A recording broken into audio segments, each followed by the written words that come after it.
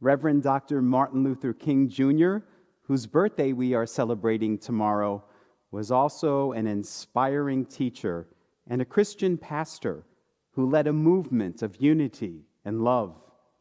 If he was still alive today, Dr. King would be 92 years old tomorrow.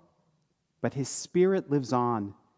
The words of Martin and the words of Jesus continue to inspire and challenge and move millions of people today because they were speaking words of truth. Now, truth is something that has become somewhat muddled in recent years.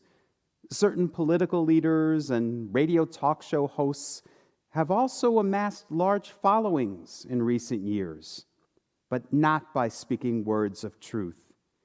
Instead, they've perpetuated falsehoods and spread outlandish conspiracy theories, telling their followers to distrust facts and truths. We've seen this before throughout the years with charismatic religious leaders who have led people into joining cults.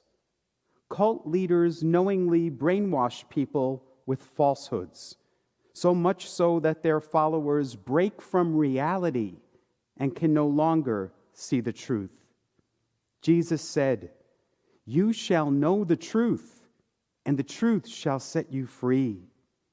Free from hatred, free from resentment, free from hostility, free from division.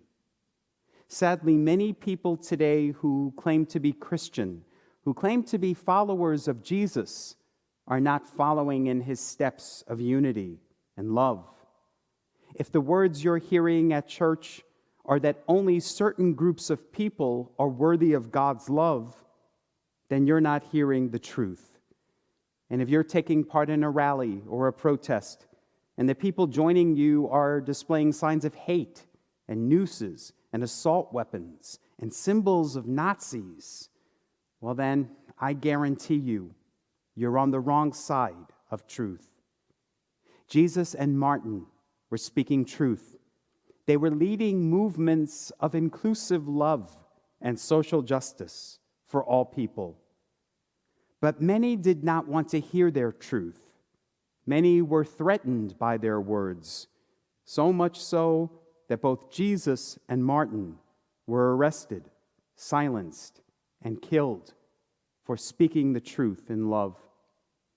The beloved kingdom that Jesus and Martin were trying to build was one in which all people, regardless of race, gender, creed, or color, would be treated as one. A world Dr. King famously envisioned where people would be judged not by the color of their skin, but by the content of their character. Jesus noticed something in the characters of Philip and Nathanael, and today's gospel message reminds us that all of us as Christians have been called by God, called to love. Now, a calling is sometimes referred to as a vocation. It comes from the Latin root word voco, which means voice. Our Christian calling is to use our voice, to speak our truth, to work for justice and equality, just as Jesus did and just as Martin did. The writers of the Living the Questions series, a progressive Christian study program in which our church took part, said, Martin Luther King may never have made it to the promised land, but the vision of that promise inspired him to do everything he could to get there. That vision, that promise, requires of us what it required of King, to be in solidarity with the poor, to counter the idolatry of wealth, to practice nonviolence, and to seek justice and inclusivity in a culture dominated by suspicion and fear. For Dr. King, building the beloved community was not some lofty utopian ideal, but rather a realistic, achievable goal in our lifetime. Dr. King said, "Our goal is to create a beloved community, for love builds up and unites. Hate tears down and destroys. The aftermath of the fight fire with fire method is bitterness and chaos. The aftermath of the love method is the creation of the beloved community. Darkness cannot drive out darkness. Only light can do that. Hate cannot drive out hate. Only love can do that.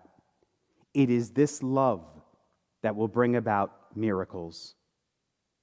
I believe that too, my friends. All of us have witnessed miracles in our lifetimes. There are people alive today who were around when women in this country couldn't vote.